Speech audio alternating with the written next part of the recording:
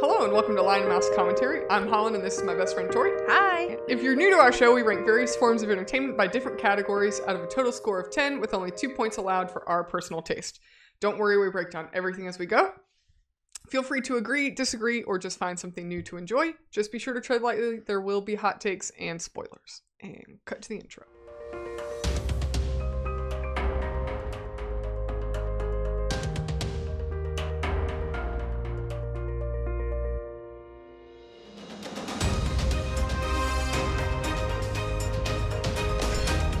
Tori does our editing, so that's why I always look at her. Yeah. And cut to the intro. Alrighty, so today, if you couldn't tell by our title up there, I chose this because we actually had a listener request. Thank you, listener! Thank you, listener. For requesting. That's 2 listener requests this season. Yep. So we are reviewing How to Train Your Dragon, the 2010 animated film, not the one that has yet to be released as of recording this episode, which is a live action remake. So thank you for suggesting this for us to review.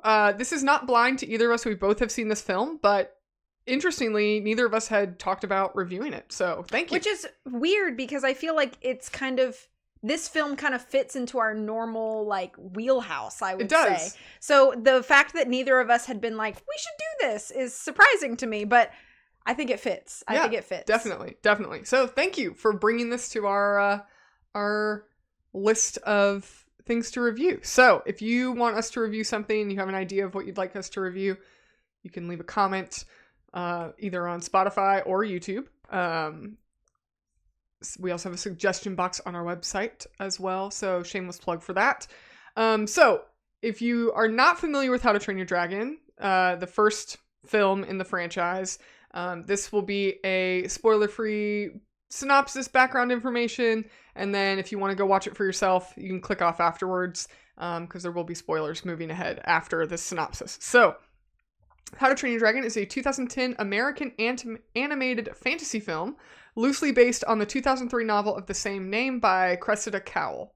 It was produced by DreamWorks Animation and distributed by Paramount Pictures, directed by Chris Sanders and Dean DeBlois? I would think you don't pronounce the S, but anyways. I don't know. Who also co-wrote the screenplay with Will Davies. The film stars the voices of Jay Baruchel, Gerard Butler, Craig Ferguson, America Ferrera, Jonah Hill, Christopher Mintz-Plasse, TJ Miller, and Kristen Wiig. It premiered on March 21st, 2010, and was released in the United States on March 26th.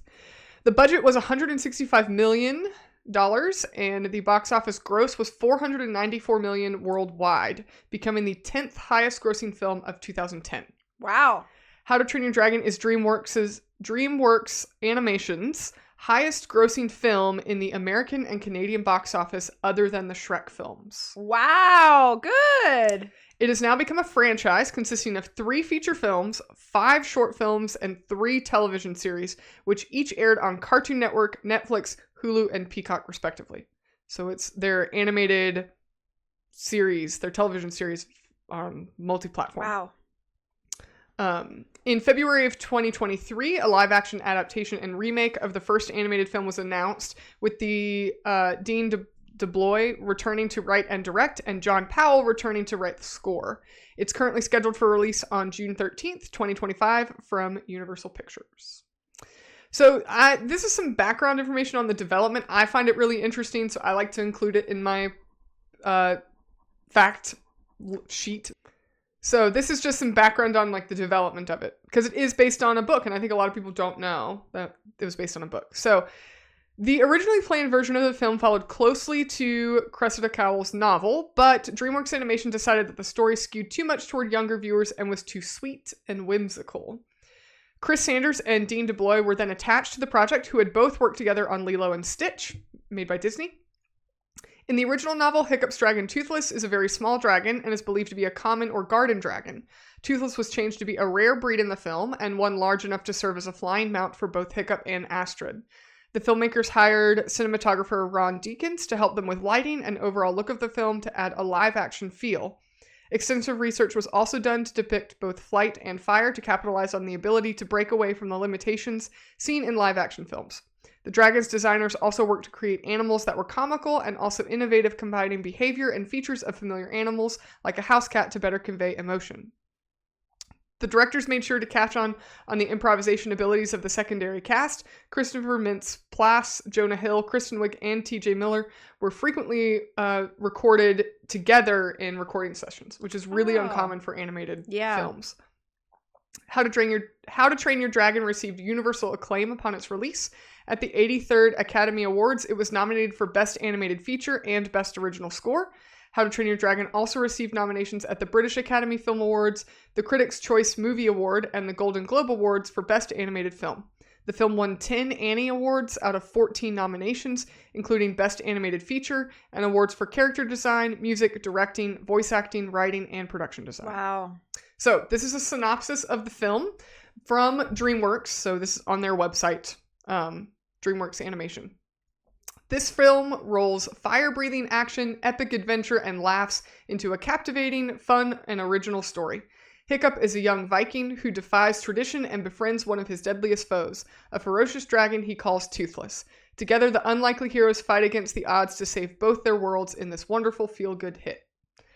So, that is all I have for some background information. It's not exactly a in-depth synopsis, but I couldn't find anything that didn't have huge spoilers or break down the whole film. So, Tori was going to kick us into our first category. Okay, so for movies, our first category is plot and story delivery. If this was a musical, we would include song numbers in that. This is not a musical, but out of 2 allotted points, I gave this 1.5 points. I think it's pretty strong. I like this overall idea here in the overarching plot, that the idea that these small actions of one person can sort of have this ripple or spreading effect on other people, or and eventually becomes the whole village. And I like that kind of idea, is that it starts with me kind of thing. If you are unhappy with something, then just change your own dealings with it, and then whatever happens after that is, not your responsibility, but you could start. And I kind of like that idea. And that's, I wouldn't say that that's the blatant plot, but at its core, that's kind of what it is that Hiccup is put into this situation, and he's like, I don't really think that this is right, the way that it has been done for however many years and generations, and I don't really feel like I fit into it, so I'm just going to make decisions that I think are the right ones and see what happens from there. There's this social pressure on Hiccup, obviously, as a Viking, and you're a Viking boy, and not only that, but he's the chief Viking son, and so there's that additional pressure of that, and your entire childhood coming into manhood relies on you slaying a dragon, and that's just how the village operates and how it always has. And so there's this sort of societal pressure on Hiccup, but he is so unlike a Viking that not only is this societal pressure, but it also kind of battles with his internal pressure, because he's I just feel like a fraud. And we see all these moments where Hiccup kind of he tells these white lies because he doesn't know how to navigate the fact that he just doesn't feel like a Viking the way that everybody else operates. He just feels like that's just not him. So how can he, still find a place of belonging? And he doesn't look down really on the other, his dad or anything or his friends or anything like that. It's not like he thinks he's better than because he doesn't want to murder a dragon. But he's battling with this, how do I do what's expected of me, but still feel like I'm doing what's right at the same time. And so I think that it lends itself to a much more nuanced and deeper plot conflict than appears on the surface. And I think that's one thing that I really like about this movie, and one thing that I realized in rewatching it for this podcast is how charming that can be, because now you have if you're 8 years old and you watch How to Train Your Dragon, you're like, oh, see, Hiccup learns that not all dragons are bad and that dragons can be your friends and you don't have to kill them all the time. And that's true. None of that is a lie or an inaccurate depiction of the plot. But then as an adult, you sit down and you're like, Hiccup is really battling between what he thinks is right and what he hopes other people will understand about him in making those decisions. And I'm like, that's way more deep than like you would think as a child. And even I thought when I was young and saw the movie for the first time. And so I kind of like that a children's film plot can have those nuances and not in a way that feels overtly dramatic or heavy. You know what I mean? It's not like we're sitting down and we're going to watch a documentary about the societal pressures of being a Viking, but it kind of is that in a way. But there's a lot of like lighthearted ways that they go about that. And I think there's another charm in how linear or simply that story is delivered. There's really not a lot of fluff in this movie. There are funny moments, and I think there are a couple scenes that may just be there for the humor. But I think generally overall, this story is delivered in a pretty straightforward, easy to digest, and easy to understand way. And I think that is extremely pivotal, especially when you have something as nuanced as this and you don't want it to get lost on children either. You have to figure out the happy medium, and I think they kind of nailed it in regards to that balance here. So a couple negatives, and it really boiled down to me. So it's established at the beginning of the movie that the whole village pretty much keeps watch for dragon attacks. And when these dragon raids happen, they stop everything they're doing and all hands on deck, and you shoot the dragons down or you capture the dragons or whatever you have to do to ensure that the village stays safe. Okay? So with that logic, if this is something that they're ready to do at any given moment, with that logic, I assumed pretty early on that there are like watch guards, in town at all the time. And yet a huge chunk of this movie involves Hiccup flying around on Toothless, these test drives, these test flights, and nobody sees them at all. But there are lots of lovely establishing cinematic shots of them flying not that far from the village. You see the village sitting right there on the cliff. You're telling me that like they can see a dragon raid coming to the point where everybody can grab their pitchforks and torches and fight dragons, but they don't see Hiccup out here on a Night Fury flying around? I just found it unbelievable, especially because it happens multiple times. I don't think there's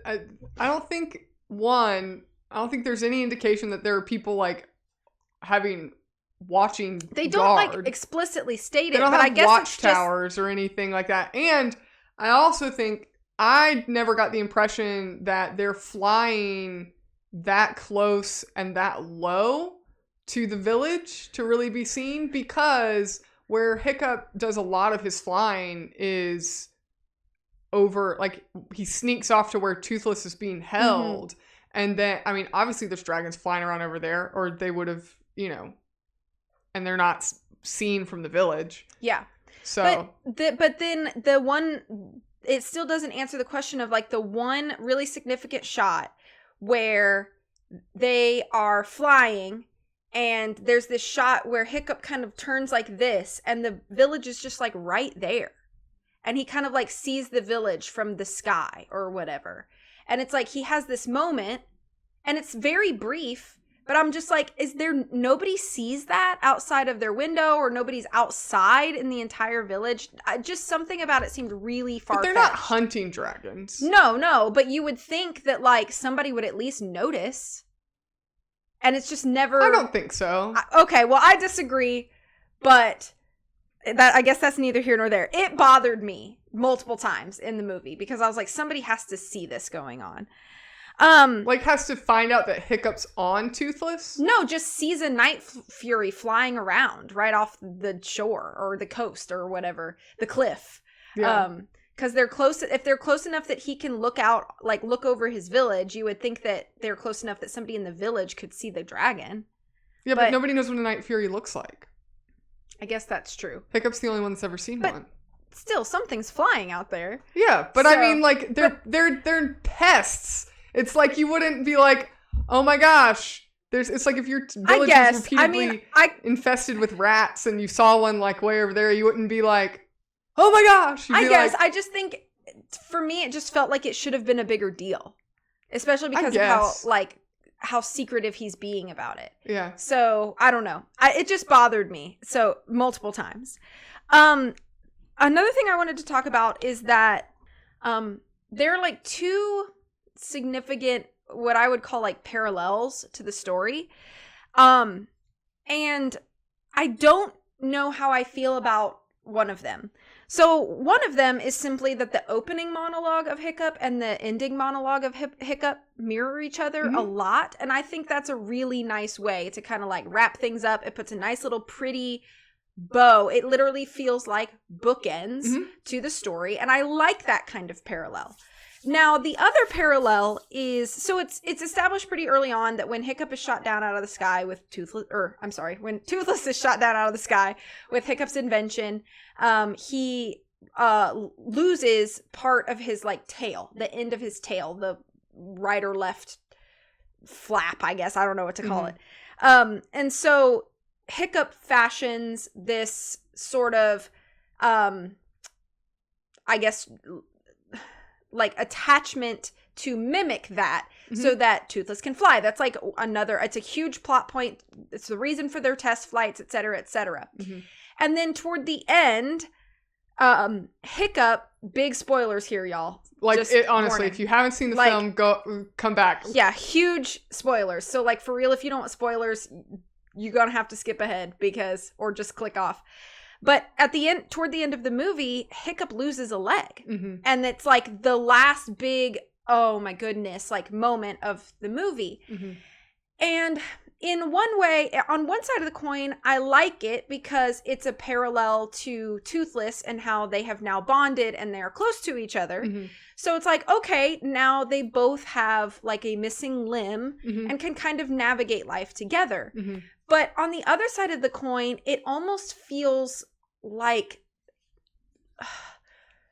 I don't even want to say predictable because I don't think it was necessarily predictable, but it almost feels like I don't know how to say this without sounding like an absolute jerk. So please don't come at me, but it kind of feels almost like a cheap pity shot of like, I don't know. It just felt a little bit too much, like too on the nose to like have now Hiccup also doesn't have a leg, and I get it, like in with the Vikings there were lots of characters that, you know, are missing whatever body parts or whatever, so it's not like it was uncommon or anything like that. It's not like he's the only person in the village, you know, that's gone through something like that, but it just almost felt like too much, like they're trying to connect Hiccup and Toothless a little too much at this point. So I really don't know how I feel about it. I'm very conflicted, and I think there are like merits to it, and then I think there's also like a little bit of like, it almost becomes a little bit of like a detraction for me because now I feel like it becomes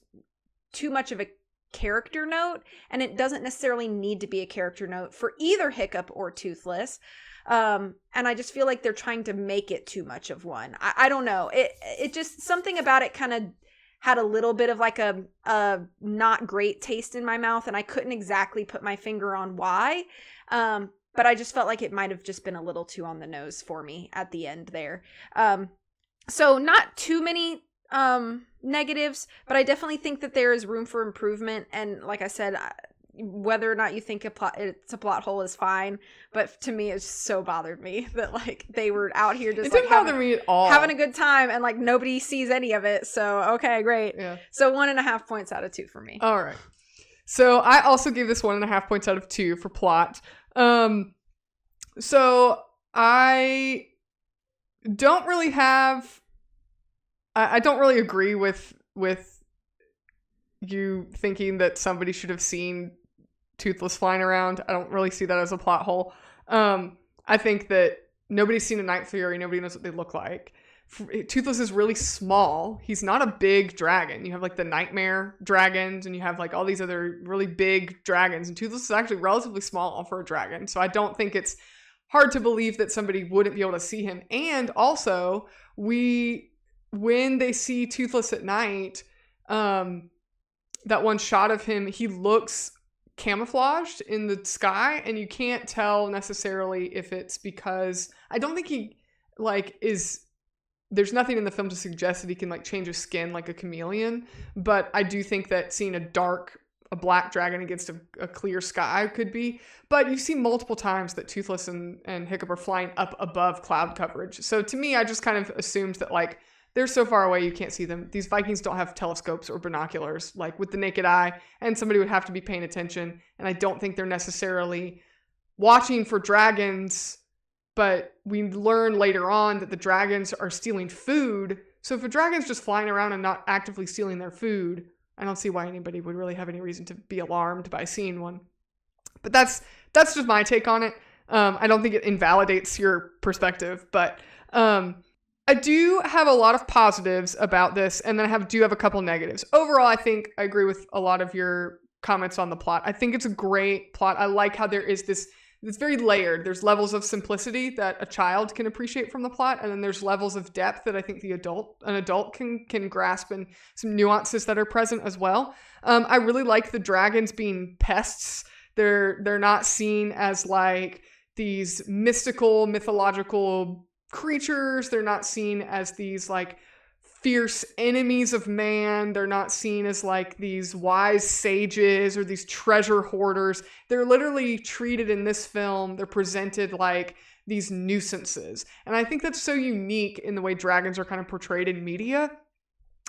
Because it's not like a Lord of the Rings style dragon. It's not a, Aragon style dragon. Like a lot of other dragons in media and literature, especially ones geared for kids, dragons have a very stereotypical presentation. I like that the presentation of dragons in this film are like, we have a dragon problem, and we have to try and keep them from stealing our food and fending them off like they're rodents or something. It really gives us a good comedic establishment of the tone of the film, and Hiccup as the narrator. I think, although normally I don't like narration, I think it's delivered in such a way that it's kind of this tongue-in-cheek, like snarky, witty narration, and I do like how it bookends on either end of the film.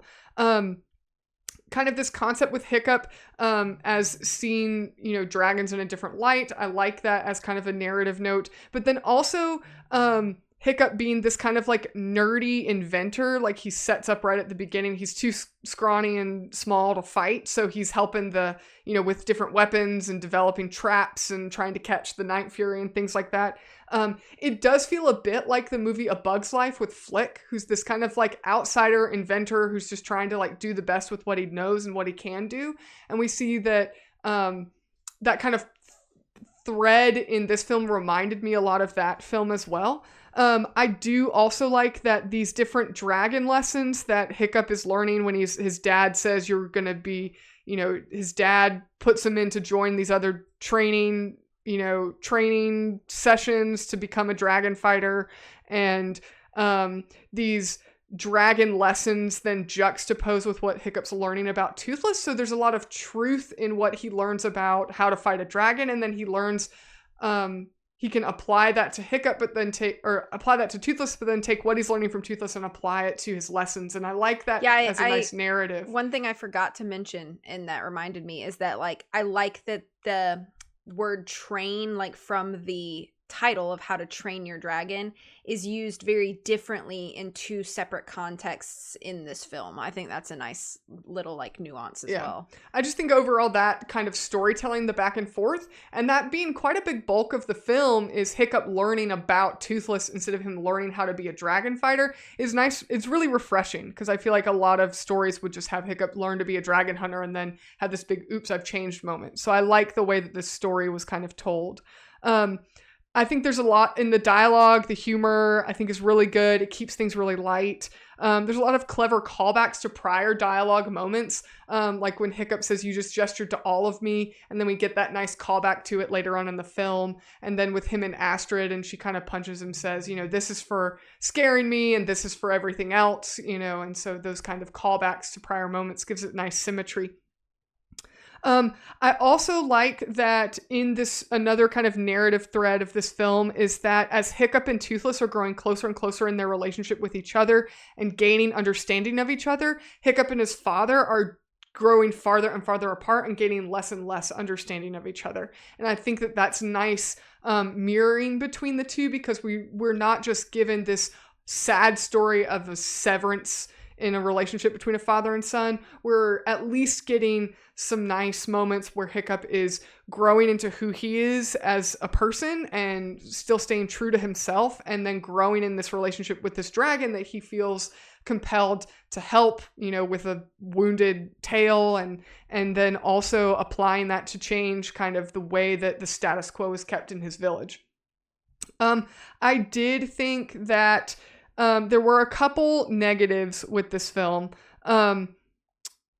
Before I get to that, though, I did want to touch a little bit on the final battle. I think it's a good culmination of all that we've learned about the dragons really completely comes together. So Hiccup and his friends, they have this little Avenger moment where they all get together and they're going to the nest, which I thought was a great twist, that there's this, dragon that's, this humongous dragon that is the reason for all these dragons causing havoc in Burke. And then Hiccup and his friends have this little bit of an Avengers moment, and they get together and they're going to go tell the Vikings, what's really going on, but then also try and save their lives. I like that we didn't have this moment where they're like, we're going to save the dragons. Like, no, the people are still valuable. Like all those Vikings, we still want, all these family members to still be safe and okay. But then it was nice that all of the tools that they've learned from their dragon training and from Hiccup's understanding of Toothless is this nice culmination where all of that came, full circle. We got to use all of those skills that we've learned. And the pacing of that final battle is really nice too, because I feel like so many movies nowadays, these final battles are like a good 30 minutes of 2.5 hour film.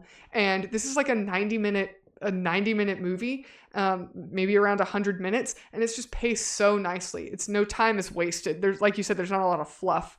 I did want to touch, I think the whole part with Hiccup's leg, I remember when I first saw this film, it really caught me off guard. I was not expecting that to be a part of the film at all. And I thought it was actually a very mature theme to kind of bring into what we would call a kids movie.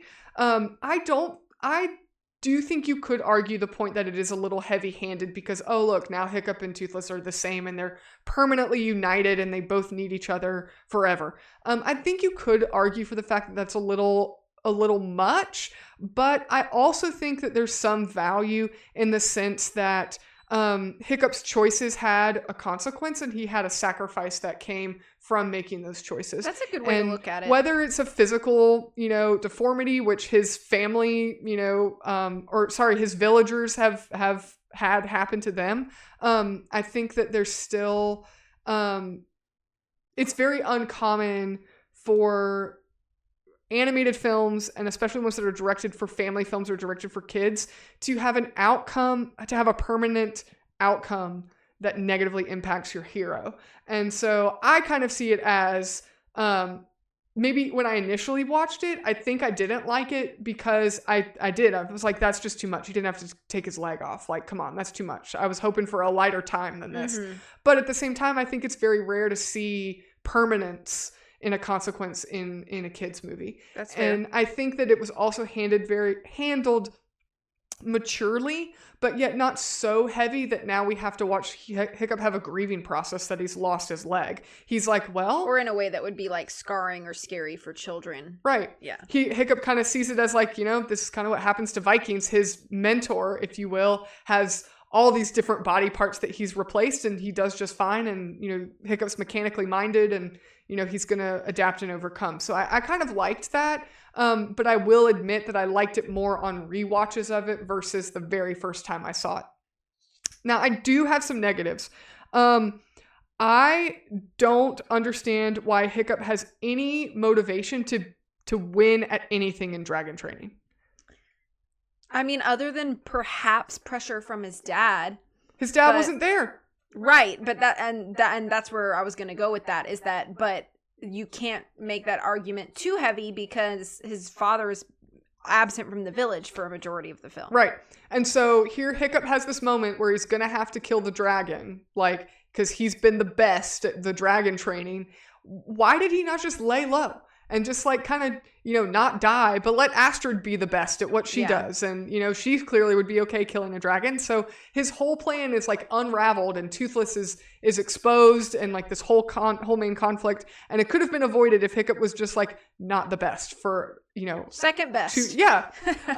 So it would have made sense if we could have just fixed this if we just had his dad say something to the effect of like, it would be this is literally an off-the-cuff thought, so this is not what I would recommend. But if his dad was like, you better shape up and do, be good at dragon training because you're my son and you're going to be the next chief, or, somebody else is going to take over, I'm going to get voted out of being chief and somebody else is going to take my place, or I'm going to send you off to boarding school, or, if there was like a mean guy in town or something, he would have been like a terrible leader. And it's like, if you don't do well, like they're going to put him in the place. Right.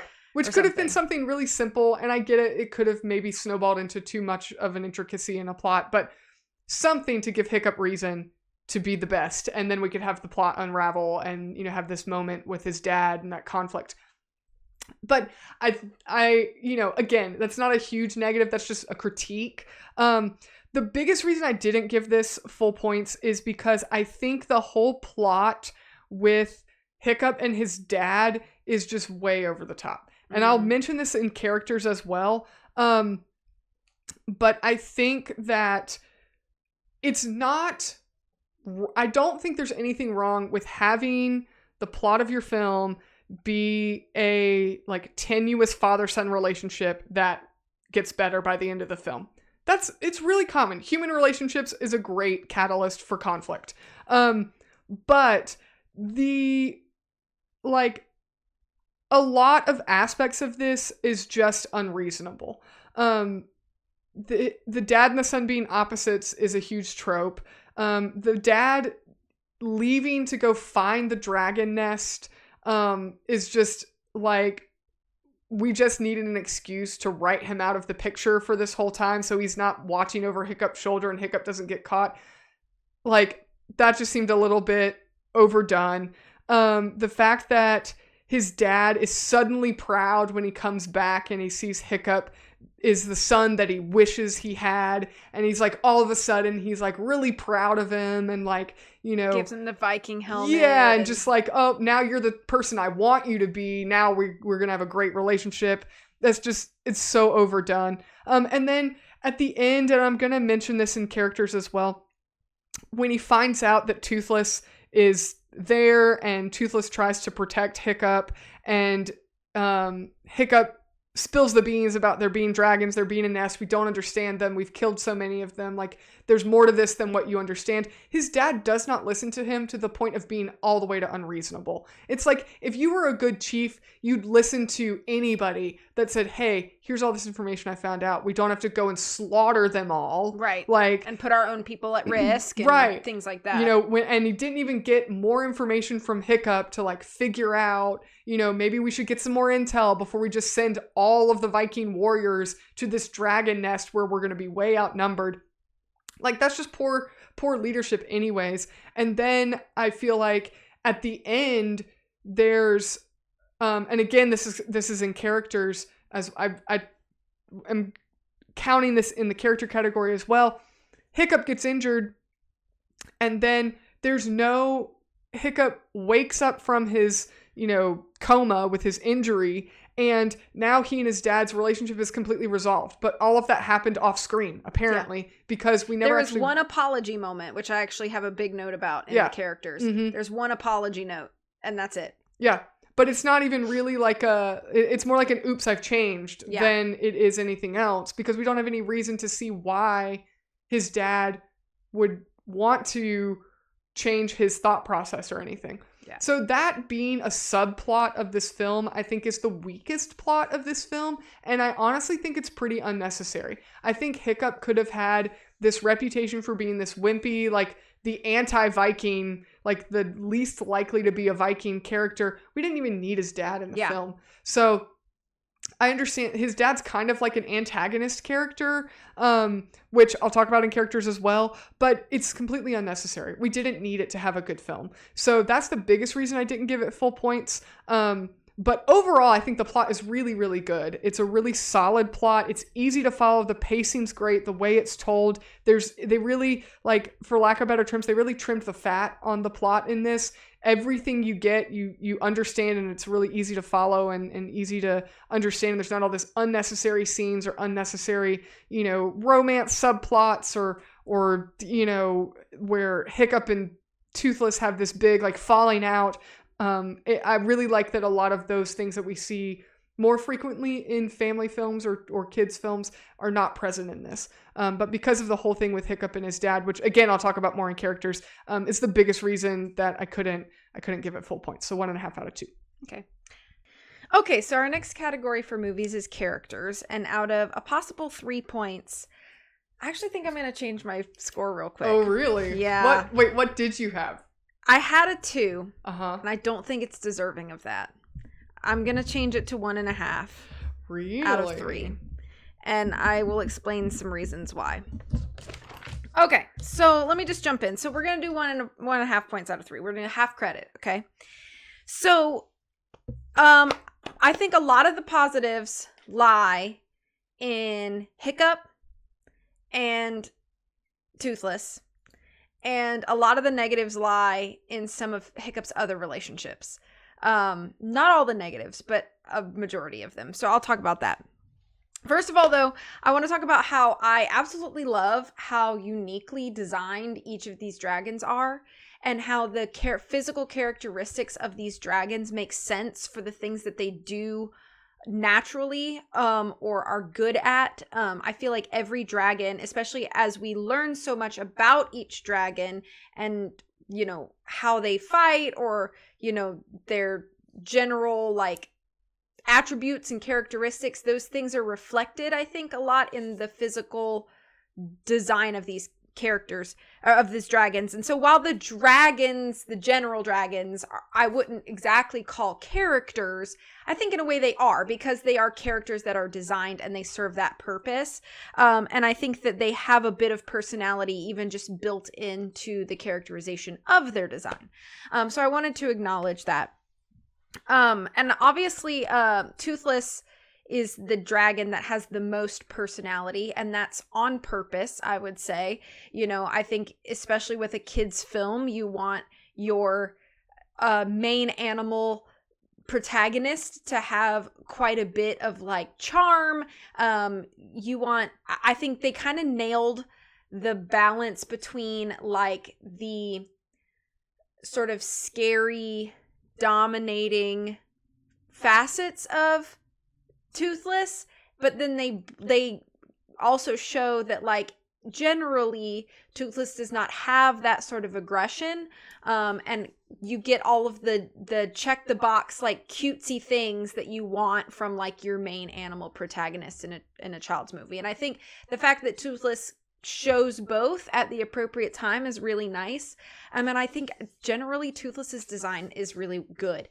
And I will say, I think one thing that has genuinely made this movie so popular is the character of Toothless and his design, and how popular Toothless's design has become just in general with children.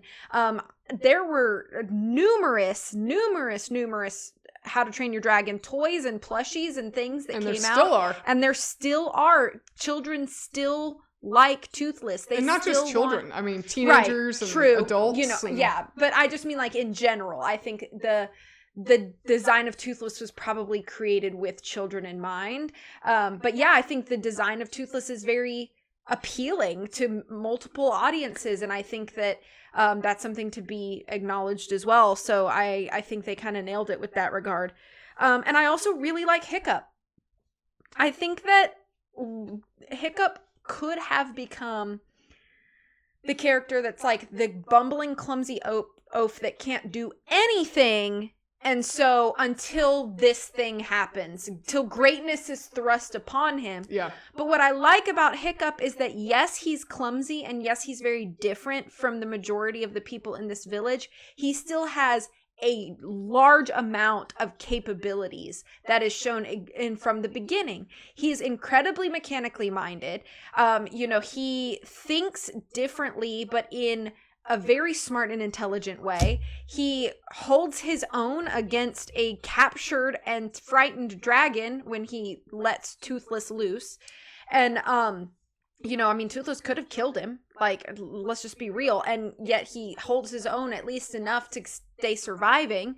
He holds his own in the beginning of dragon training, even when he knows nothing about dragons. He's at least intelligent enough to do those things.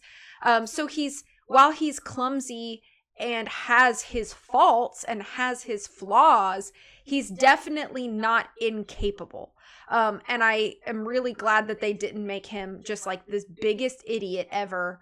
And Toothless is what's going to make him into a good man. No, it's not that. He already had the good bones of good character. It's just these circumstances now in front of him have given him exercise to do those things and kind of and I really just appreciate that. It's like all of the bones were there and we got to exercise the muscles throughout the course of the movie. So I really enjoy that. And I really enjoy that there's this very natural feel to I almost put this in plot note, but I ended up putting it in character note that I do think that this trust that's built between Toothless and Hiccup throughout the course of the movie feels like a very natural progression, and nothing really feels like it's too fast or not fast enough in regards to their bonding. I think it would have been unrealistic to expect Toothless on day 2 to just be like 100% cool with Hiccup, and now when you're like, but you're supposed to be like a scary dragon who's been in hiding and hurt. And so this slow build up, but then we do see the moments of like when Toothless allows Hiccup to sit even closer to him when he eats, like on day 4 or 5 or whatever that is, and there is a little bit of like some time skipping that happens, and so we're not seeing every day probably between the two of them, but I really appreciate how natural their bonding felt, so that by the time they get to the end and Toothless steps in to protect Hiccup, you believe it at that point, instead of being like, oh, why all of a sudden does this ornery dragon who cares nothing for Hiccup suddenly want to defend Hiccup. It's not like this crazy shift. It's just this very natural build, and I really appreciate that too. And I also appreciate that there is a lot of like physical acting that comes into this. It's not necessarily reliant on the voice actors, but I want to commend the animators for giving these characters these moments where humor or emotion is kind of characterized in the physical like demeanor or characterization of that moment or that character in that moment. There are quite a few moments like that. One that comes into mind is when Hiccup goes back into like the big dining hall, and it's kind of late and all of the lights are on, and his friends are there, but then they leave and he's just kind of reading. He's being designated to read through like the encyclopedia, and there's a lot of really good physical moments just between him and the friends, and then after he leaves, just him at the table on his own, and just really nice moments that just feel really natural and realistic, and they tell parts of the story or reveal parts of Hiccup for who he is without us having to hear him say something or hear somebody say something about him to him or whatever it is. So I really appreciate that. But I think a huge glaring hole, and you put this in the plot and I put this into characters, is his relationship with his dad. I do not think his dad is a bad character. And I do not think that he was like unnecessary to the plot.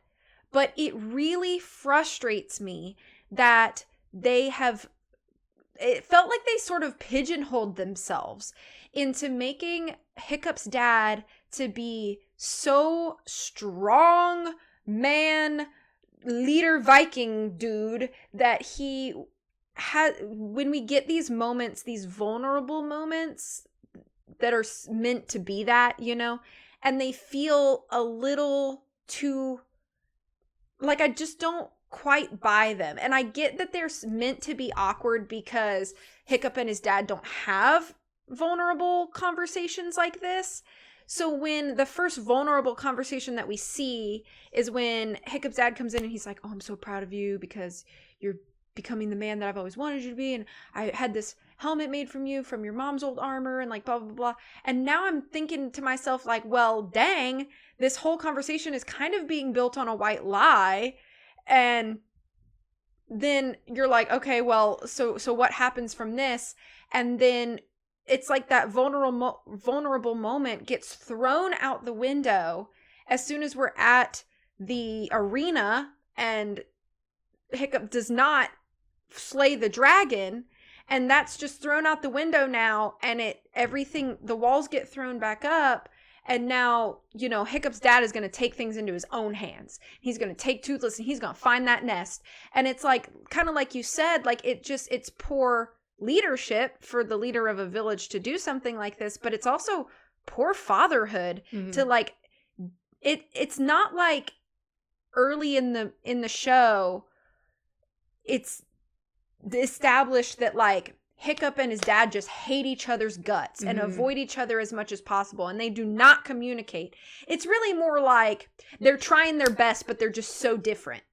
And so you're like, okay, I could accept that better, but that doesn't seem to reflect in his father's actions, especially at that part of the movie, because it's like, do you truly disrespect your own son or think he's a liar to the point where you won't listen to him?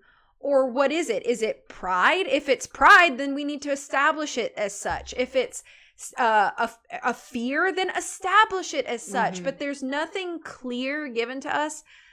And so it just makes his father look like a brute. And so because of that, because now his dad looks like a brute, he takes Toothless, he, you know, ties him up. He's going to go find the nest. Now all chaos is breaking loose, and, you know, people are getting hurt, and, you know, things are not looking good for the Vikings. And so now we get to this point where he, you know, he gets saved or whatever by Toothless, you know, and then he's like, I'm sorry. And I literally rolled my eyes when I was watching it. And I was like, are you kidding me? Because that I'm sorry is not going to cut it right now. And it also seems so contrively timed at that point. And so I ended up not liking Hiccup's dad, and I don't think he was supposed to be disliked in the movie, but because of me... Oh, I think he was. You think so? I do. Okay. Well, then if so, then I don't feel as bad for disliking him, but I think what happens then is it makes the end of the movie feel so shallow in a way, because it doesn't feel like anything's been resolved between Hiccup and his dad. And if his dad truly has had this oops, I've changed moment, then I would like to have a follow-up conversation where his dad is truly vulnerable and apologizes more than just the I'm sorry in the middle of the chaos. You know, something where he acknowledges what he's sorry for. And, you know, I think that moments like that kind of would make all of the difference for me. Yeah. In regards to my perception of Hiccup's dad as a character and my perception on their relationship. And it truly just makes me feel sorry for Hiccup. Yeah. And that's really what it does. And maybe that was the goal. And if so, then they achieved it well. But it I shouldn't be so frustrated at how that whole like situation was handled, and I was really frustrated. So that was just a big negative for me. Another negative, and I don't know if I'm just being mean, but a lot of Hiccup's friend group I just don't really care for, and I feel like they're kind of caricatures of different personality traits, and I feel like we don't really get anything deeper than surface than other than maybe Astrid, but she doesn't have a lot of time to shine. I don't dislike Astrid. I think she's probably the strongest character of that friend group, but like the rest of the friend group, I mean, they have like their one little shtick or their one little moment, and yeah, they all get their little dragons, but most of the time I found myself just more annoyed with them because it's just constant bickering back and forth and noise, and I didn't feel like any of them really grew other than maybe trauma bonding all together at the same time. I didn't see enough individual growth because I really didn't get enough of a grasp of their individual personalities throughout the course of the film, because I feel like so much of the scenes that they're involved in are either really fast-paced and focused on Hiccup anyway, or they're used as sort of like this comic relief kind of slapstick friend group. And so it just left me desiring more in regards to the friend group. I just found myself annoyed with them more than I was like actually enjoying them being around. And I don't know if that's just the introvert in me talking, because having a friend group like that would exhaust me. So maybe if that wasn't my personality type, I would have a different opinion.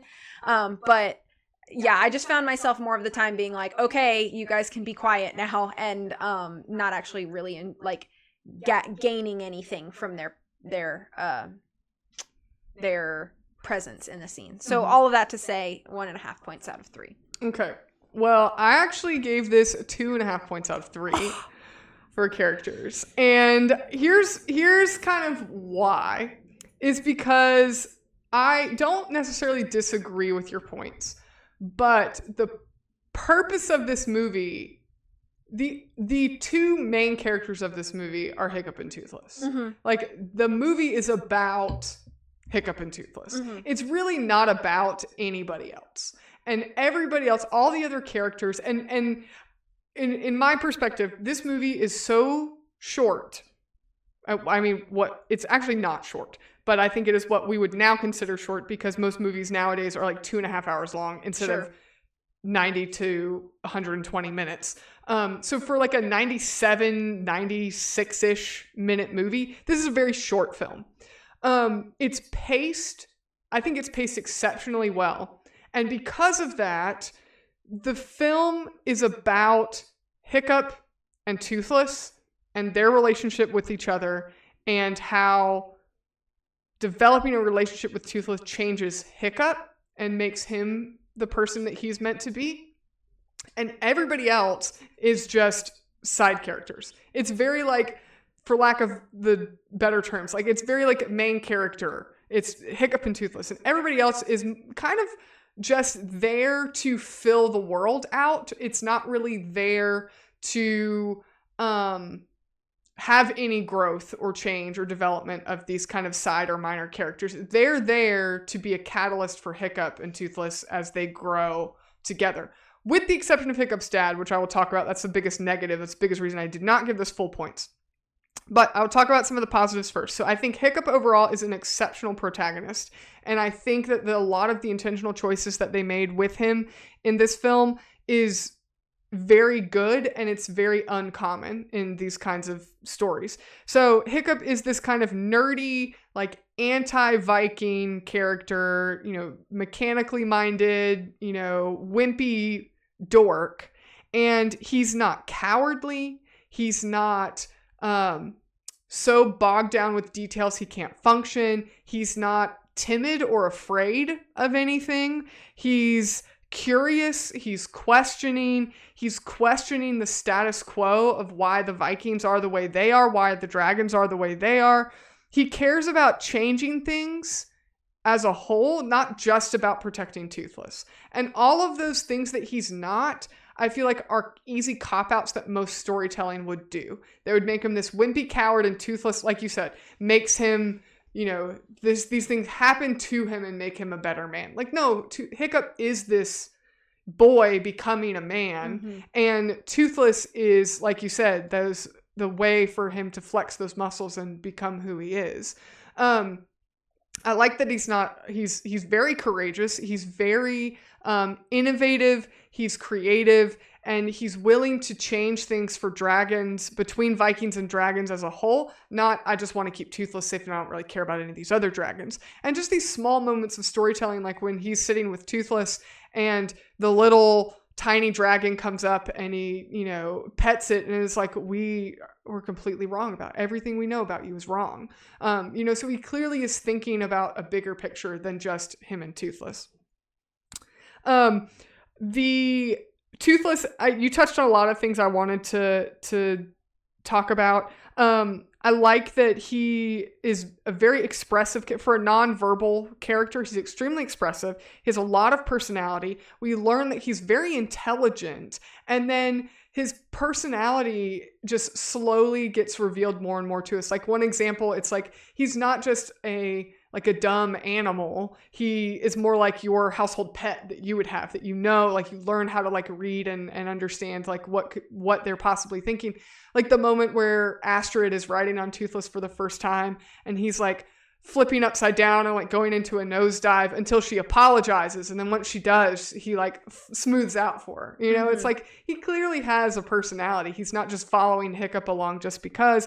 And then he develops this real loyalty to Hiccup, and he doesn't willingly betray Hiccup and take, his dad to the nest. And he doesn't have any of these moments where he and Hiccup have this big fallout, which I feel like is a really overused plot device. And so their bond and their relationship together is very relatable for audiences, but I also think it's just done really well, and it's built, gradually and paced really well, like you kind of mentioned. I like Gobber, the dragon lesson teacher that they have. I like him as a character as well. I like that he's kind of doubles this role. As we see him at the beginning, he's very mechanically minded. He's dealing with all the weapons. He's Hiccup's his apprentice because Hiccup can't fight dragons. And then also because he's this very mechanically minded, it makes sense that Hiccup would want to learn more about dragons if this guy as his mentor is the one that teaches dragon slayers how to fight dragons. What are their weaknesses? What are advantages, disadvantages? How do you fight these? What are their different attributes that these different dragons have? Things like that. And I also think he has a really interesting dynamic with Hiccup and Stoic, Hiccup's dad. He has this capability to really mentor and kind of be this interim father figure to Hiccup. And then he's also this nice foil and catalyst to Stoic. So Stoic has somebody to have this kind of back and forth with. And I noticed in prepping for this podcast, Gobber is to Stoic as Astrid is to Hiccup. And it's this nice parallel in their relationships together. And I think Astrid, I initially was going to kind of write her off as this, we're introduced to her with this big explosion and this kind of diva moment, she's this romantic interest for Hiccup, and yet she's never a romantic interest for him in this whole film. It's not about him trying to get the girl. She's his rival for the bulk of the film, and then she really listens to and understands Hiccup when he explains to her about Toothless. She doesn't immediately, again, this would be another big trope, she doesn't immediately try and sabotage him, try and rat him out so that she can be the better dragon slayer and all this stuff. She has this moment where she really comes alongside and supports Hiccup in his decision. And then in the same way that where Gobber kind of challenges Stoic and Stoic's way of thinking, and yet is there for him to the end. In that final battle, he's like, I've got you, we're in this together. Astrid comes alongside to Hiccup, and where Hiccup's having this kind of moment of crisis where he's got a big decision to make. She's basically so yeah, if you fail, then what? What are you going to do about it? Everything's falling all apart. Everything sucks. Now what are you going to do about it? And that's a moment that is really mature for a kid's film, but it's also something I think is so necessary for a character or a hero to have in that kind of hero's journey is it's all gone to crap. Like everything has just crumbled and fallen apart. Nothing is the way it should be. Every relationship's broken. Your dragon's gone. They're going to the nest. Your dad's probably not going to make it back alive because he doesn't even understand what he's going into. So what are you going to do about it?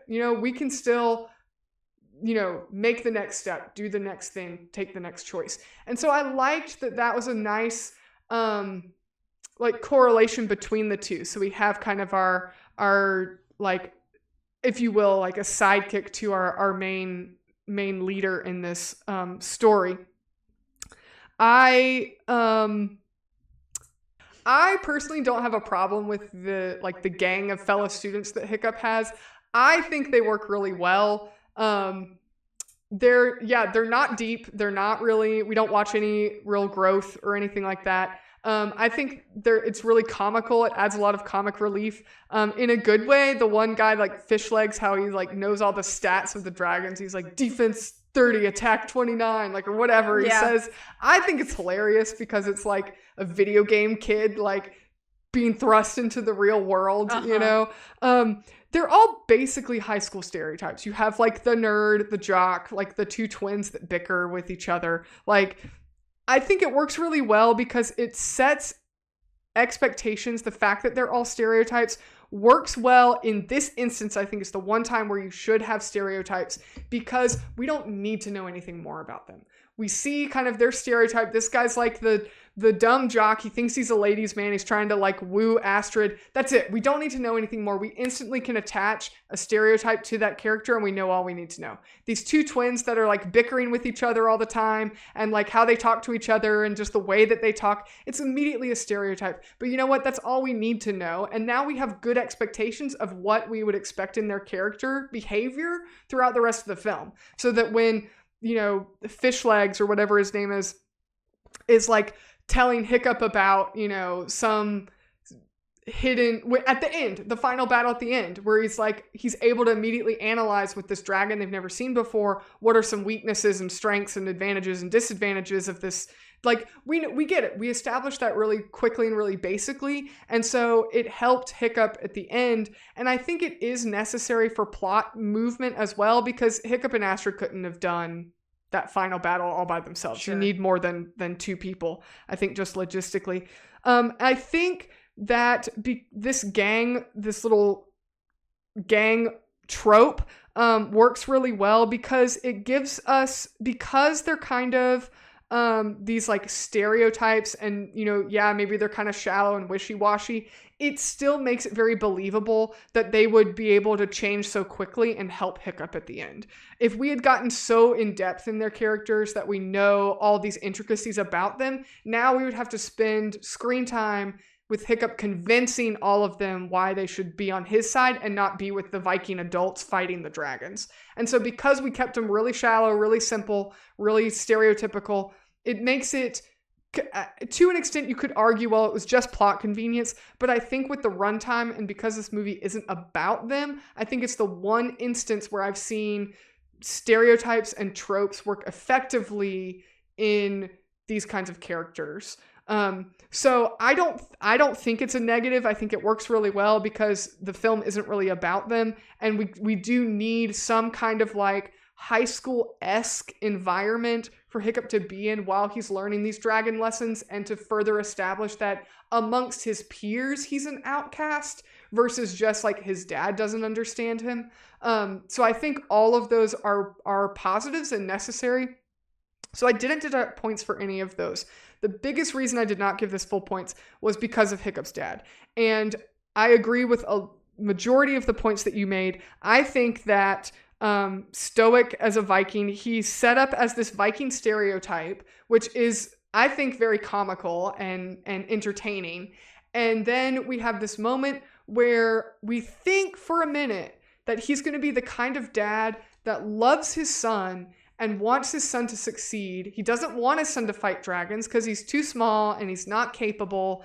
And I don't really know what the kid's good at. I just don't understand him, but I'm just trying to do my best. And then we take a wild left turn and we don't just follow that thread. It would have been so much better if he just didn't understand Hiccup, but he loved him and he cared about him. He's, his wife's dead. They only have each other. It would have been so easy. You had a great setup. And then he takes a wild left-hand turn with this Viking stereotype, and I feel like they deliberately make him the stereotypical bad dad to the extent that they had to have a villain, so they made it him. Maybe. And I think this movie doesn't need a villain. The conflict of the dragon nest and understanding... Yeah, I think the kind of like man versus nature conflict is enough. It is. And I think that they, maybe it was, I don't know. I didn't find this in any like prep. Maybe it was the studio said, nope, we got to have a villain. We got to have a bad guy. Kids need a bad guy. They're too dumb to understand it. And so they're like, all right, well, we'll make the dad the villain. And so they did. And I think that was a really poor move. And I think to the point where, kind of like some of the things I mentioned in the last category, to the point where he says, you're not my son, that's almost beyond redemption. You can't redeem a father character from you're not my son. Like, that's really harsh for a father to say to a child, his son, who is not even an adult, who is still a child. Without even hearing him out. It'd be one thing if it was like, all right, they had a really hard talk and he was just so appalled and disgusted by the entire explanation. Even like, but he had a full understanding. He was just still appalled. Like, then okay, maybe say that. It's still a terrible thing to say, but like, you haven't even given him a chance to speak. Right.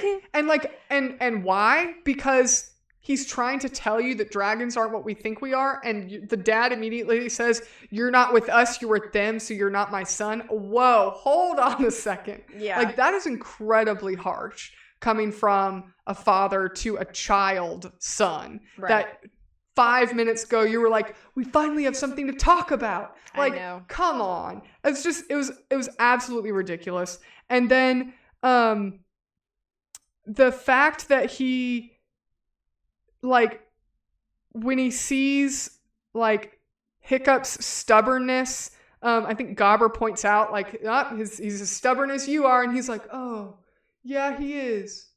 I'm going to save Toothless now. What? No. That makes no sense. That came from nowhere. That was completely nonsensical. He just is like, saving Toothless for no reason. And now we're supposed to just accept that, like, he's redeemed now. And it's just, no, I'm sorry. It just doesn't work. And the only reason that it didn't take off more points for this is because the movie really doesn't harp on this being a film about Hiccup and his dad. I think it's an unnecessary subplot. And because it's a subplot and a sub-character moment, I think that Hiccup's behavior and response in that moment still keeps Hiccup a good character and keeps Toothless a good character. So it doesn't really do any detriment to the overall plot or the overall character development of the film. It just is a bad component. And so because of that, I really didn't think that it warranted more than like half a point off for, the plot and the characters, because it really is minor. When in watching it this time, maybe the first couple times I've seen this film, I wouldn't feel this way, but in watching it this time, I really felt like the dad subplot really was minor, and it didn't detract enough away from the other really good components of it that I felt like I needed to take off a lot of points. I know that for you, some things may have had more weight and ruined the experience for you more. And I think that's completely valid. And I think that the first time I watched this film, there were a lot of parts that did kind of take away some of my enjoyment more than others. But as I've seen the film more times, I don't have that same opinion. So that's why I gave it 2.5 points out of 3. Because overall, I think the Hiccup and Toothless and their characters together, and then all the supporting cast around them, with the exception of Stoic, I think is a really good cast of characters in this film. So 2.5 out of 3. Okay. So our next category is aesthetics, and out of 2 points, I gave this 1.5 points. I think one thing that, in my opinion, is a good indicator of good animation is when 3 elements all are consistently good.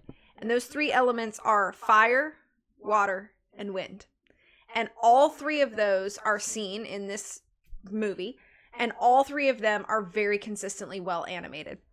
The fire looks incredibly realistic. I mean, I know this was made in 2010, so like put that into context. But I think the fire looks fantastic, and how the way that the smoke curls and the way that the flames kind of lick. I don't really know how else to describe it, but you know, like when flames like lick things and they tend to move toward fuel, like things that they could use as fuel, and you see a lot of that sort of movement in the flames, especially even just at the very beginning of the film. It's brilliant. Instead of just having a normal flame that goes like this, flames do naturally move toward wood and brush and things like that it would naturally eat as fuel. And so to see that sort of movement happens is really nice, I think. And then details like how the wind affects things like the hair and even the face, especially during the scenes where Hiccup and Toothless are flying, which there are quite a few scenes about that because it's such a huge point of the plot is, you know, this sort of rehabilitation almost of flight. And you expect to have the hair moving. Like, that's something that you should expect. Obviously, if there was no hair movement, you'd be like, that's jarring. But not just that, but things like the way that the wind kind of almost pulls at the cheeks a little bit, or when they're talking, pulls at the mouth a little bit. Brilliant. Things that I would not think of. Mm-hmm. But then again, I'm not a brilliant animator. So these animators, they're taking into consideration even those physics. And I think that that has to be something that could be very difficult to figure out how to translate properly in animation. And yet they figured out how to do it. And it's like, consciously, you know, you're watching animation, but those moments, those sorts of really nicely animated, natural movement moments, it almost feels like real people, mm-hmm. like you're just watching a person flying on a dragon. Yeah. And the line between animation and reality sort of blurs in that moment, and I think a satisfying way.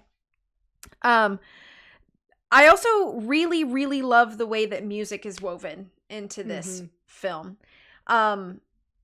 The song Test Drive, I mean, I know it's probably the most famous song from the score, yeah, but I think it deserves that mm-hmm. because it is a beautiful song. It's iconic. It's beautiful. It has such movement in regards mm-hmm. to like the highs and the lows, and it really feels like you're flying through the air. Like it evokes every emotional beat in the music that you see physically, like visually in the film. And I know it just sounds like such a simple thing, but I think that scene void of that music would feel so empty. Mm-hmm. And yet with that score, it just feels so exhilarating to watch as a viewer. It's like you can almost feel it yourself. And I guess that's just the power of a really good score, is to just draw you that closer in and attach you that much closer to what you're watching. And I really think that the whole score does that, mm-hmm. but particularly that scene and that track, I think is just so brilliant. I think the lighting is also a really good thing. So there's lots of different sources of lighting that are emulated in the lighting of the animation. The sun, the lantern, even reflection of light through like not just water, but like other metallic surfaces. All of those like sources of light are animated in a way that feels like it's truly natural to whatever that source is. The lantern light does not feel the same as the sunlight. And those reflections are muted in a way that feels natural, but still they still do reflect light. You can see through like shadow how that reflection kind of lays. And I think that that's just really, really something. It's kind of impeccable to see, because you think like in animation, like you almost think like that's just too much to worry about. It's too much work that they've put in, but like it noticeably makes a nice difference to just add to the realism of the world that they're trying to create. And while it's very evident that these, you know, dragon characters are made up, having enough of like the science of the world be rooted in reality that it doesn't make the silly looking dragons feel that unusual or unrealistic, because everything else about the world feels so realistic. And I just think that those sorts of details are just so nice. I also really like the Dragon Encyclopedia. Somebody had to make that. All of the little sketch drawings and like the little rune written descriptions and stuff, like somebody had to make that.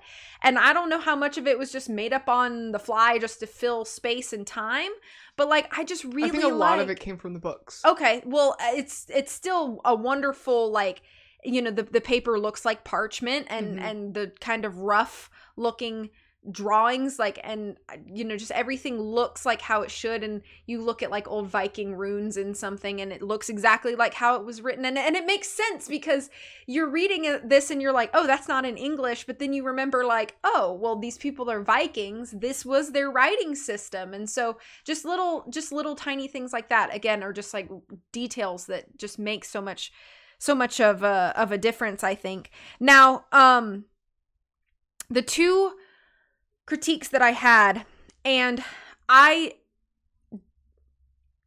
there is a possibility here that this could have just been the streaming service that I used. So take this with a grain of salt, but this did bother me while watching. I watched it on DVD, so okay, I'll let you know if I experienced I watched it on, I think it was Amazon Prime. I don't remember. I watched it on some streaming service. There are some moments where I'm watching the character speak and everything's cool, in sync. It looks like the words are coming out of their mouth. And then all of a sudden, it's like the mouth doesn't match what's coming out of their mouth, like what I'm hearing. So I don't know if it was the streaming service. I think it was the streaming service, because I did not notice anything like that in the DVD copy. My other theory was that they recorded a line, they ADR. Animated it line, and then they decided they need to change the line. The line isn't working, or we need to change it for whatever reason, but we've already animated it, so we're just going to dub over it. Yeah, so I didn't see anything like that. Okay. Then, you know, maybe it's not as big of a deal as I thought it was, but there were probably 6 or 7 times where I was like, the mouth doesn't jarring. Look like it's animated to be saying that right now. A lot of it was hiccup, but there were a couple times where I think one of them was, what's his name, Gobber, or whatever, and then one was Astrid. And I was like, maybe it's my imagination, but like it was really, really starting to bother me. But it was only for like a phrase, and then it was back to normal. So I don't know what I was experiencing, if that truly is a problem and I'm just noticing it too much, like noticing it where other people don't notice that, or what. But that was something that was bothering me a little bit. And then there was a weird frame rate or something issue going on in the final big battle. And what was happening, at least from what I could see, is that you have all of these chaotic layers happening on top of each other, right? And you've got to probably animate it in layers, I would imagine. And what was happening was that we have the movement of something moving like this, and then you have kind of movement happening kind of the other way. So there's like crosses, and the speed of these things were not consistent with each other. Probably the biggest example that I can give is right when the massive dragon busts out from the cave, or the nest, or whatever it's called, and the rubble starts flying. And the rubble, if you watch the edges of the rubble, which your eye is naturally drawn to the dragon, so I understand that. But if you were to just stop looking at the dragon and watch all this rubble flying, all the rubble is like out of focus and like almost like pixely, like moving. And it just did not look cleanly done. So that bothered me a little bit. And then it kind of continued, as, you know, the scene was moving on and we're cutting to different characters and stuff. And it's just, it seemed like in the cross points of where motion would cross with each other, whether it was, you know, water over rubble or dragon over that dragon back there or whatever, a lot of the cross movements seemed to get like the lines were no longer clean around the edges. And I don't know what that was about either. I didn't notice that either. Okay. I mean, maybe it's just a streaming service issue. If that's the case, then I still think that's a poor upload then or maybe it could have been my internet at the time. I don't know.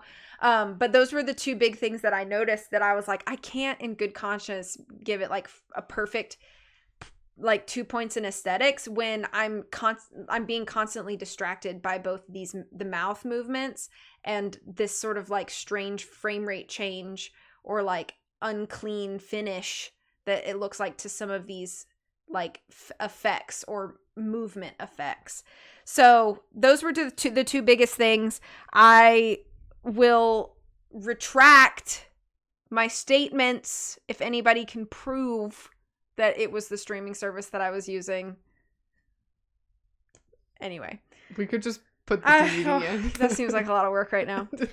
My only last comment, and this is really had nothing to do with how I scored, but I am curious about how the dragon calls were made. I don't have any knowledge. I didn't do any research, so I don't know if you know. But I was just curious about like how they sampled these sounds. Were they all completely made in house? I'm sure they used some sort of animal samples, right? And how those may have been mixed or changed or whatever. But that would be something I'd be curious to know more about. But all of that to say, very, very, very solid, but a couple things that just kept bothering me. So 1.5 points out of 2. Okay. Well, I give it 2 out of 2 for aesthetics. I think especially in comparing the visuals of this film to kind of your general animated film, including some CGI animated films that I would say are out today, this holds up just as well, and I think supersedes a lot of animated films that are coming out today. I think CGI technology is very difficult, and I'm not in any way knocking people that have worked very, very hard on anything CGI related, but I think if you compare the visuals of this film with the visuals of some newer films that have come out in the past even 5 years, I think there's a big difference in the amount of care that went into making the visuals of this film, and I think that's just reflected very well in I mean, I couldn't give it less than 2 points. I didn't notice any of the things that you noticed. I did watch it with a DVD Blu-ray copy of it, so I didn't stream it. I don't know, maybe it's a streaming issue. I don't know, maybe I just didn't notice it. I think the sound effects are excellent. I love the sound effects of Toothless, his vocalizations, and then just the general sound effects of him in his kind of when the Night Fury's flying over, the sound that you hear when he's coming and when he shoots his fire, things like that. The creature designs of the dragons, I feel like that alone could carry the aesthetics of this film. They're so creatively designed, and there's so many small, intricate little details of all of them. Like the fact that I don't know what it's called. It's like a nabber or something. The blue one that has like the spines. He shoots barbs out of his tail. The way that the nightmare sets itself on fire. Just all these like details of dragons that make them more of these fantastical creatures than just your stereotypical, commonly known fantasy dragon that has scales and breathes fire, are just really, really good.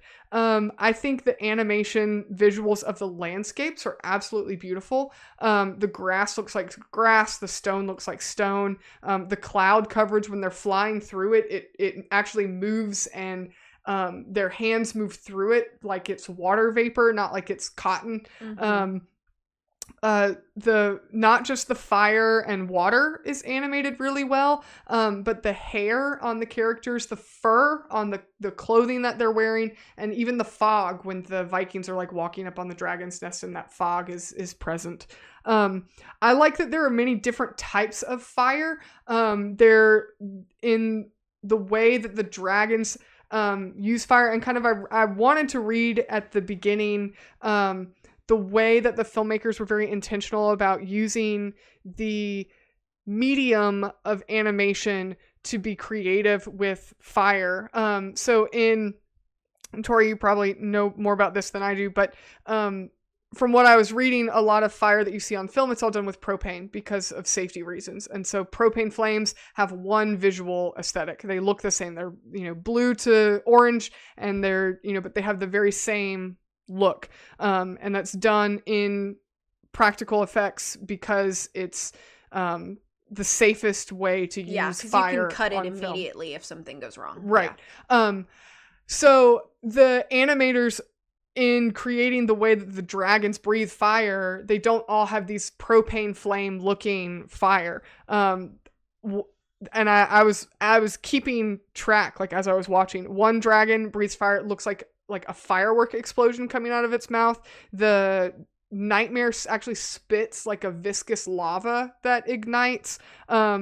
There's like an explosion type fire. The one that Toothless breathes, it literally is like a hot white lightning that explodes. The dragons that have the two-headed dragon that has the gas, and one ignites the gas with just a spark in its mouth. All of that, it just looks really, really innovative, and it's really, really creative. And then it all looks believable on screen. None of it looks overly cartoony or overly realistic. It still fits the world really well. And I just thought it was all really, really fun to watch. I think the set designs, animated wise, the set designs are really good. The design of the Viking hall and all those intricate carvings that are put around these huge, massive pillars, the lighting in the hall, and the cinematic shots, like overhead, you're watching Toothless, you're watching Hiccup overhead sit at the table, and his friends kind of moving around him, and the light is clearly coming from, a big hearth.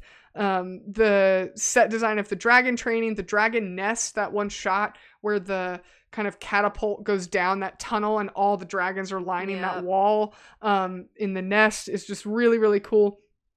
The lighting during that final battle, with the fog and the lighting, even though I don't particularly like the scene, but the lighting when Hiccup is trying to confront his dad and they're in that Viking hall and all the lights coming through that crack in the door and everything's dark inside, it looks like that.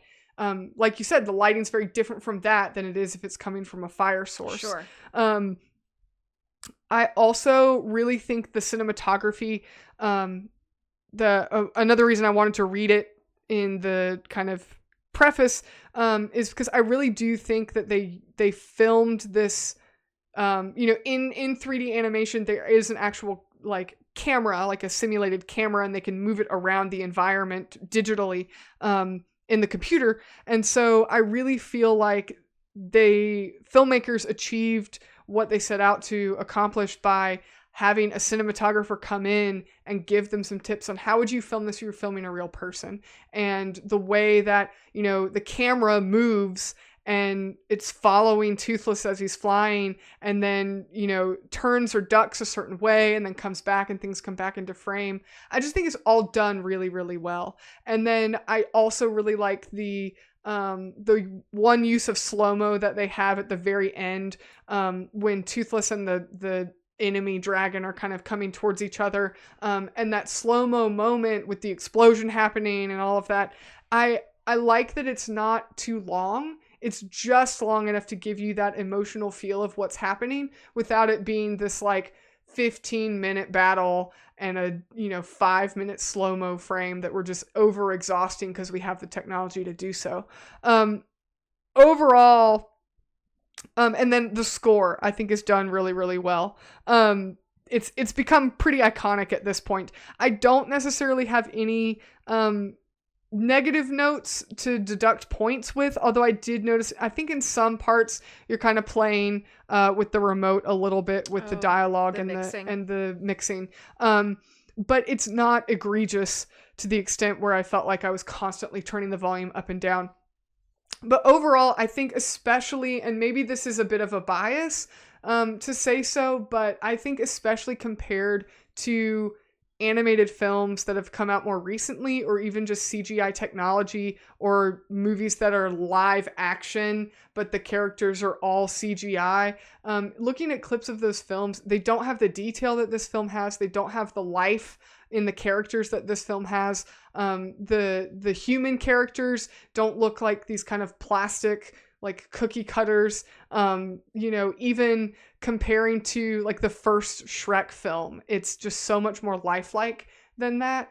And so I think that there's a lot of credit to be given in a movie that's an animated film, but animation is just the medium to tell their story.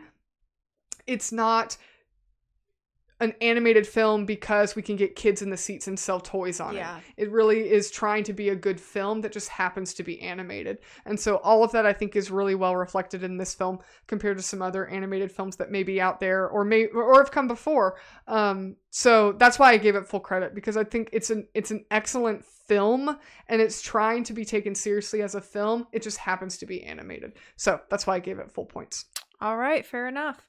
All right, so the fourth category is personal taste and preference. So out of 2 points, I gave this 1 point. This is something that I always enjoy.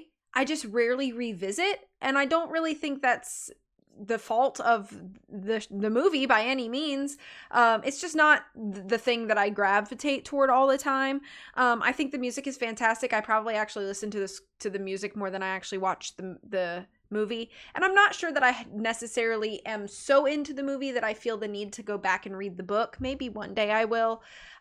It's very different. Yeah, and I also don't really remember the second movie that much. I know that I've seen it, but I have strong opinions about that movie. Oh, okay. But I don't remember it at all. So it's like, I saw the second and third film. I forgot there was a third film altogether. So, you did say that earlier. Now I remember. It's okay. But like, I don't remember any of those. This is definitely the most memorable of the trilogy, and I enjoy it, like I said. But it's not something that I revisit often. I think, if I'm going to sit down and be like, I want to watch an animated film, this is not probably the one that I'm going to pick unless I'm just like in a really specific mood. But it's really not a knock on anything. It's just not my first choice, and I think that's fine. So I don't really have much else to say other than I think it's great. I'm just not going to talk about it or watch it all the time. So 1 point out of 2. Alrighty, I gave this 1.5 points out of 2. I really enjoyed this film, and I have an appreciation of the work that went into it. I think the lore is actually really well done and well developed, and I think the story is just really refreshing, and the way that the story is told is really refreshing. It's not one that I necessarily rewatch frequently either, but it is one that I do enjoy every time I watch it. And I think that it's kind of, this is my personal opinion. I think this is kind of a bygone era of animated films. So I think that this film, came out in 2010. And not to say that there weren't sequels, but it really is one of the few films that I think you can watch and just genuinely enjoy as a standalone, as a film, because it's a good movie and not just because it's part of a franchise that I love. This was before, Marvel had a zillion sequels. It's before, Pixar just rehashed every other film they've already had. It's before Disney decided to make live action remakes of everything.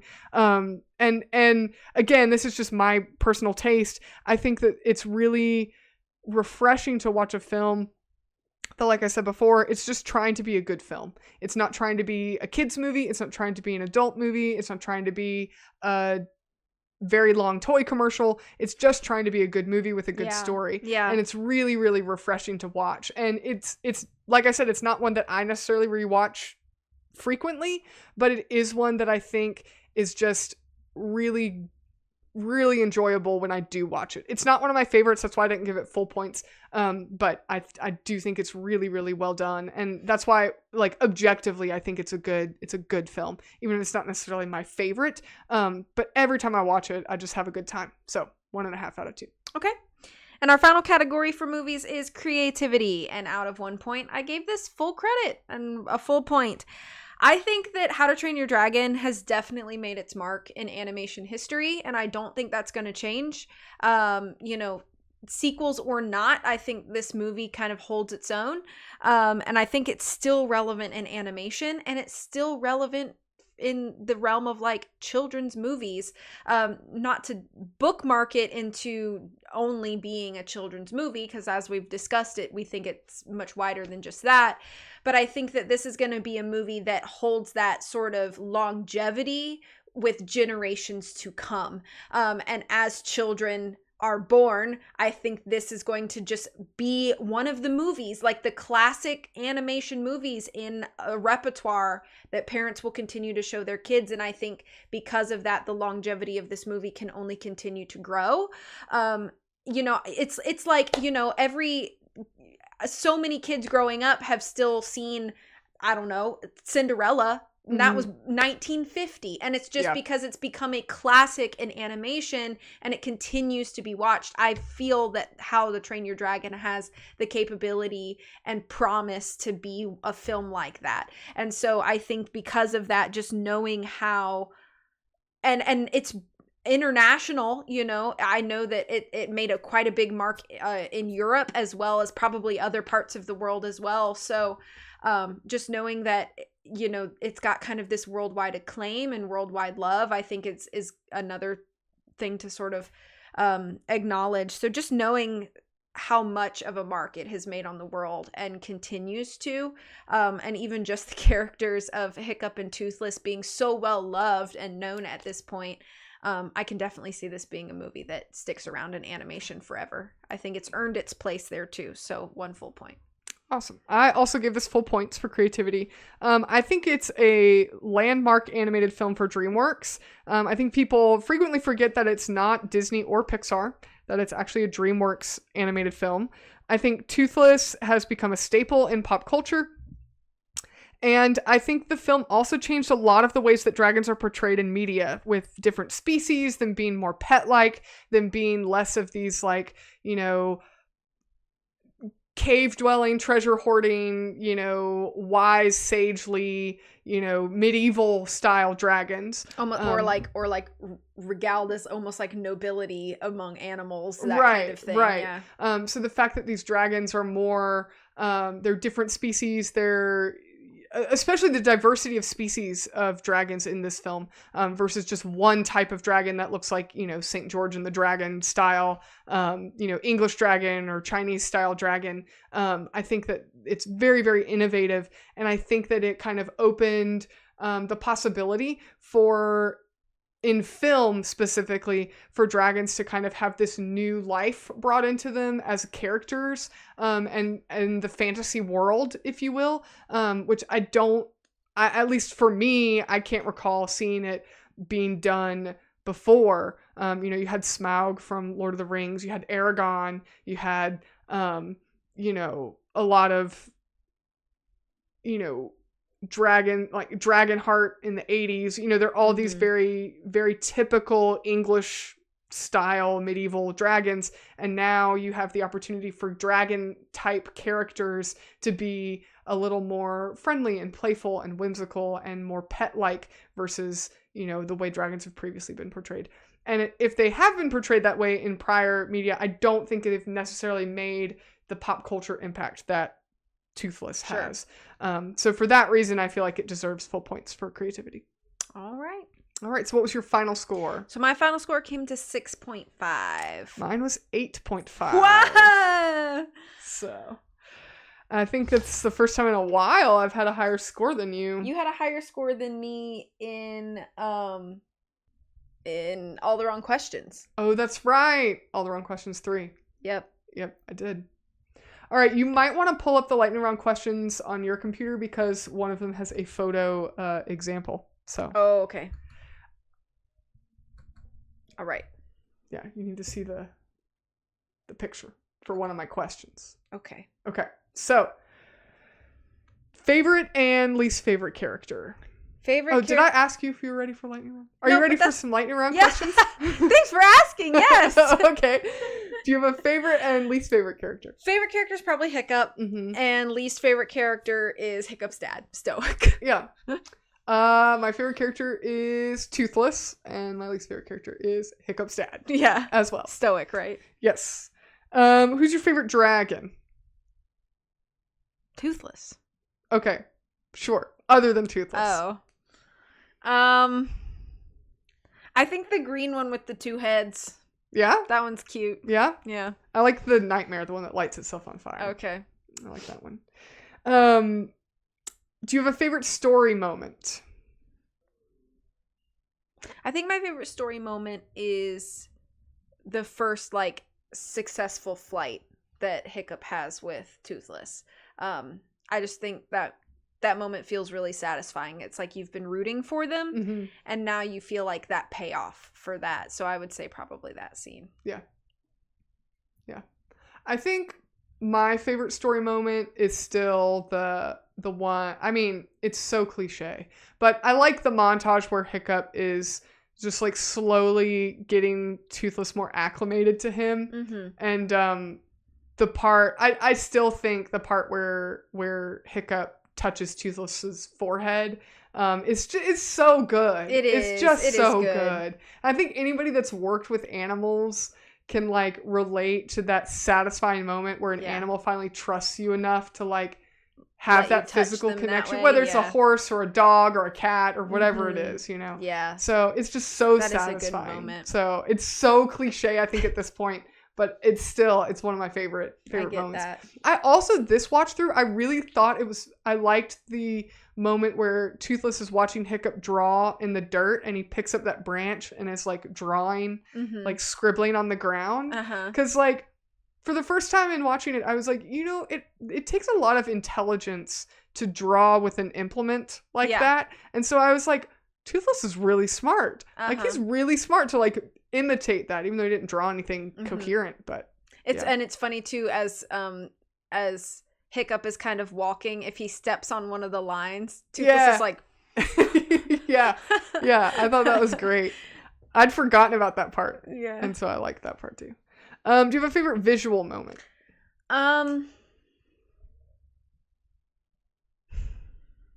Well, I really like when the scene where Hiccup is like reading through the encyclopedia and it's like the big empty dining hall or whatever, but like the fireplace and the hearth is really strong and the light flickers and the shadows change because of that. And I like the mood of that scene a whole lot, like visually. Yeah.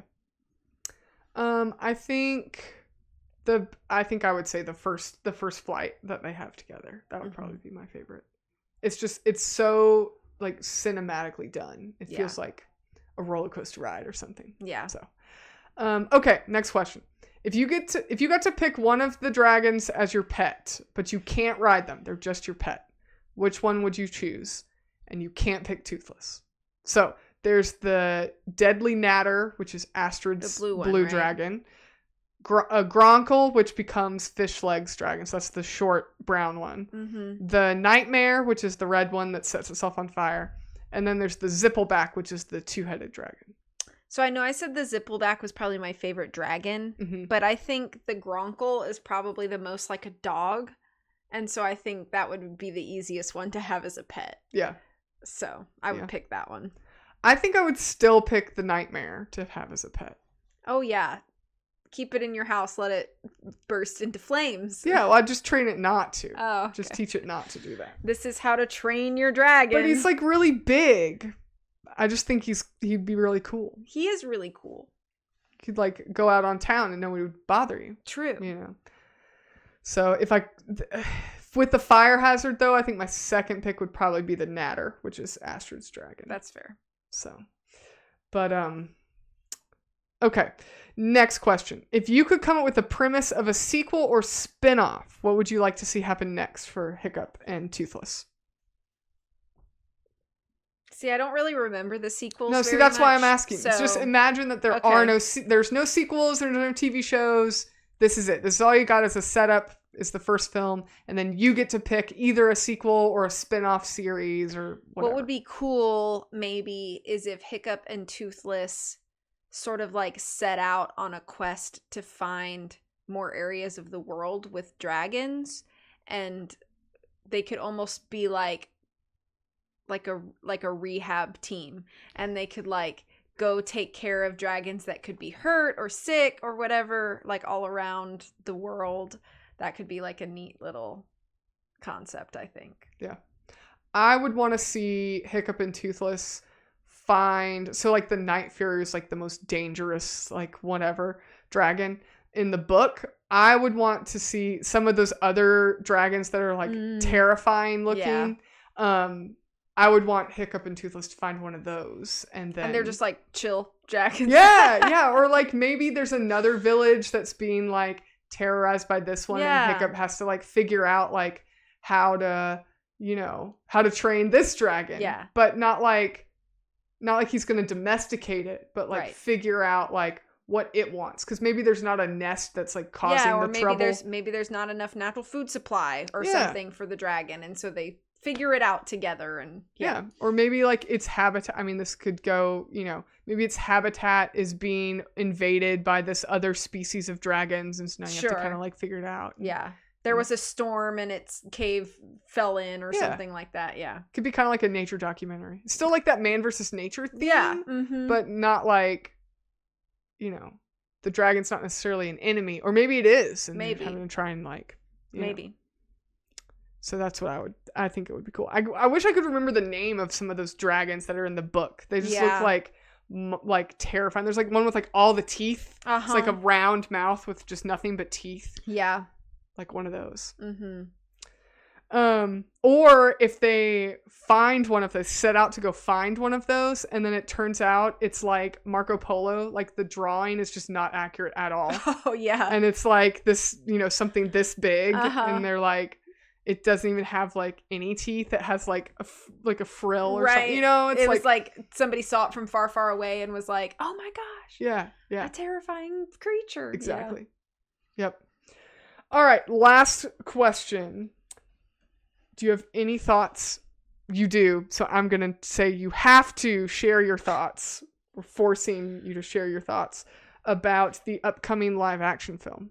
I mean, I think I'm nervous the way I am when they announce a live action anything, because so many of them are just bad.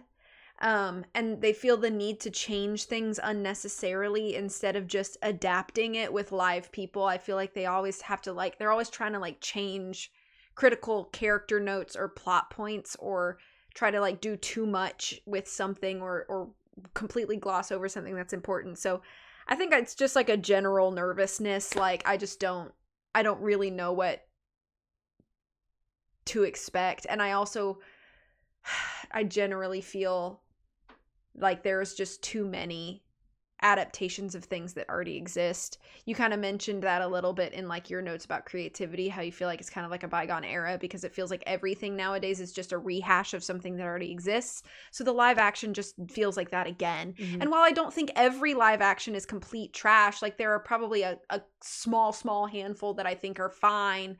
The majority of them I just find unnecessary and kind of pointless, and they really just don't nail a lot of the emotional beats and stuff that are present in the original. And it's so hard to adapt something that's so loved and do it in a way that feels like it's an accurate adaptation, because everybody's well, if we wanted it to be the same thing, we would just never have adapted it. Well then, but why did you have to adapt it in the first place is usually the question I have to ask. If that's the argument, we're adapting it so we can do something new and different, well then just call it something else. Right. Call it something else. Say it's inspired by, but don't try to pose it like it's the same thing that we've already gotten packaged once. Yeah. So I don't know. I think I'm just a little fatigued at live action adaptations in general. Yeah, I agree. I think that my first question is who is this movie for? the original film is so beloved. It has such a good following. There are people that just absolutely just like ride or die with Toothless. Yeah. And so like, why do we need a remake? We don't. It just seems like a cash grab to me. And I think a lot of people have wanted a live action remake, but I think the most disappointing thing about How to Train Your Dragon as a live action remake is that Toothless is CGI. We already have seen a CGI Toothless. Yeah. Like, I think if you're going to make a live action remake of How to Train Your Dragon or live action adaptation, find a way to have like practical effects or like do a stage play or like something to where you can have a physical Toothless in the room. You know what I mean? Instead of just like, okay, we have the exact same looking CGI Toothless, which I'm glad they didn't seem to mess with his design because I think his original design is perfect for what he is. Like, you don't need to change it. But then, like, Toothless is still CGI. He looks exactly the same. And then everybody else is a live actor. Like, to me, that just seems like a useless adaptation unless you're going to do something new or innovative. And you don't need to because everybody likes the original so much. Yeah. So I think that I would rather see How to Train Your Dragon as like a stage play or as, you know, maybe in like a theme park show, which I think there is one somewhere. Probably. I would be surprised if there wasn't. I'm pretty sure there is one where they actually have they have these like huge puppet dragons. Oh, okay. And they actually rig them and they fly over the audience with an actor on their back. What? Like, that'd be so that's cool to way see. cooler. Yeah. And I feel like a better live action rendition of How to Train Your Dragon than like what we're getting. Flubbery. But to be seen. If you guys have seen it by the time you're watching this episode, which would be a little late, we're releasing it before it's out, but let us know if you want us to review it. Tell us. Maybe we will. So, any final thoughts? I'm good. Okay. Well, thank you guys so much for joining us on this episode. We hope you had a good time because we know we did. If you have an idea of what we should review next, like our wonderful viewer/listener who recommended this to us, thank you again so much. You can leave us a comment below, Spotify, Apple Podcasts, or YouTube. We also have a suggestion box on our website, lionandmousepodcast.com, where you can find links to our show notes, Patreon, socials. If you could please review this episode wherever you listen to your podcasts, Spotify, Apple Podcasts. I don't think Google Podcasts exists anymore, but if it does, you know, it really helps us extend our reach. If you're watching us on YouTube, please do the YouTube things, like this video, comment, subscribe. It just helps us reach as many people as we can. It lets us know what you guys like and don't like, what kind of content you do and don't like. It helps us kind of plan for the future. Yeah. And we're coming, especially as we're coming to a close on season 3 pretty soon. We definitely would love to get some feedback as we start brainstorming for season 4. So, but only 2 episodes left in the season after. 2 episodes left, and then we won't be back till July. But any support you guys give us, we are so appreciative of. Thank you guys so much for listening, and we will catch you in the next one.